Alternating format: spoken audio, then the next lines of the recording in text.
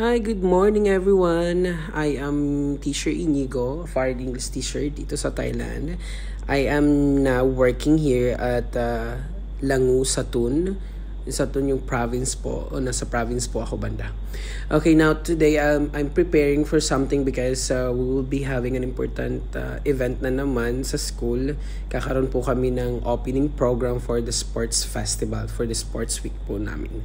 Okay, so nagpiprepare ako ngayon dahil pupunta po ako ngayon sa kaibigan ko, sa co-teacher ko, kasi dalawa lang po kaming Filipino teacher dito sa school nito. So makikiride so ako sa kanyang car kasi we will be doing something na hindi muna ako ngayon nang gumamit ng motor. So maano ko lang ma-share ko lang. I was not really expecting to get a job here in Thailand because I was really applying. I was applying sa ibang country at nasa verge na po ako doon ng nasa kalagitnaan na po ako ng application and they're calling me for interview na, pero may nangyari na naman na hindi natin inaasahan. Pero bago ko tinanggap po ang offer dito sa Thailand, nagkaroon po ako ng signing of the contract. Nagpadala po ang Vietnam, is one of the school in Vietnam, nagpadala po sila ng kontrata for me para itanggapin ang offer nila po sa akin. Pero since then, I am here in Thailand also, and one of my friends here na nagsabi na yung offer kasi ng school na to, kasi nung April po, dalawa pong school, actually tatlo pong school pinagpipilian ko. Dalawang school dito sa Thailand and isang school po sa Vietnam. But I ended up choosing this school kasi sabi nga nila yung vicinity na to napakaganda, and this is one of the parang school, magandang school. So yun, I ended up working here sa school na to. So yun, napag-isipan ko na na-bless nga ako. God has something to do for me while I am here in this school. At yun na nga, hindi ako nagkamali because yung mga co-teacher ko napakamabait, hindi toxic, at lalong-lalo na yung mga bata. Okay, ito nga pala ang aming opening program sa pag-welcome ng mga iba't ibang group. Sa group pala namin, sa aming sports festival, by color po kami. We have 4 color, which are purple, green, nakikita nyo yung flag na yan, orange, and blue. So nasa color blue po ako. So as you can see, bawat isang grupo po, mayroon po kaming parang may nagbubuhat po sa grupo para sa opening opening number. And nakikita niyo yan, this one, yung color nila is orange. Okay, so napakasaya po talaga sa mga ganito lang, napakasimple lang po dito. At saka yung sports festival po dito I was shocked kasi nga hindi nauuna po dito yung parade, di ba? Usually nagkakaroon po ng parade pag last 2 days na lang po, or last 2 days or last day na po ng sports week.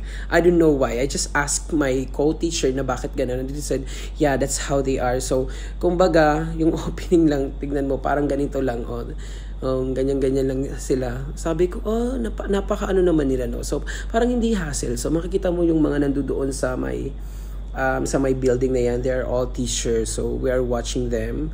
Sabi ko, again, hindi naman kami nire-require to watch this one, but I said na I just want to witness. Kasi syempre, di ba, if I will be moving to another country na naman or school, at least I have, or at least I get to know a lot of people, a lot of culture, a lot of activities that they have here na naging part naman ako ng paaralang ito, you know. So yun ang sinasabi ko, napakaganda pong opportunity na ma-witness ko. At lalo na, di ba, I am from the Philippines and I worked there sa Pilipinas for almost 3 years. So parang nasanay na ako na may mga activity. Kasi dito, ako na lang talaga yung naboboard sa office kasi pag may activity sila, automatic excluded na po talaga yung mga foreigner. Especially kung hindi naman talaga require yung presence namin at hindi naman it's all about the English proficiency of the students. Pero we are open naman to do or to be part of the activities if we want to. Ayaw lang nila talaga na ma-stress din kami. Okay? So napakalaki po talaga ng diferensya sa pag-work po dito sa Thailand. Pero yung sinasabi ko is just like in the Philippines kasi they are guarded and they are guided also by the Department of Education. So yung mga Thai teacher, they are all busy. They are also doing stuff. Pero hindi naman gaano sa compare lang hindi naman gaano sobrang ka-toxic po ng trabaho po para sa mga Thai teacher. Kasi imagine ako mayroon akong co-teacher, kuha sundo niya yung mga anak niya pa, tapos at alam nyo ba na pag nag-i-in kami, we can go home kung wala kaming gagawin, like punta dito tapos pupunta na lang kami doon sa school kung magta-time out na. Sasabihin mo lang na, teacher, can I take a break or can I take this one? So ang kinagandahan lang kasi, again, hindi kami rini-require. Okay, ito na yung natatawa ko dito talaga ito yung grupo ko. May pausok-usok pa yan talaga yan kasi nga blue, right? This is my group. So, actually, pinagalitan niya sila dito, yung mga batang to, kasi nga bawal talaga yung may car at saka may motorcycle. Gusto lang talaga ng director pati yung mga assistant directors na parang plain lang talaga siya, like ipapayagpag lang kung ano yung meron kami.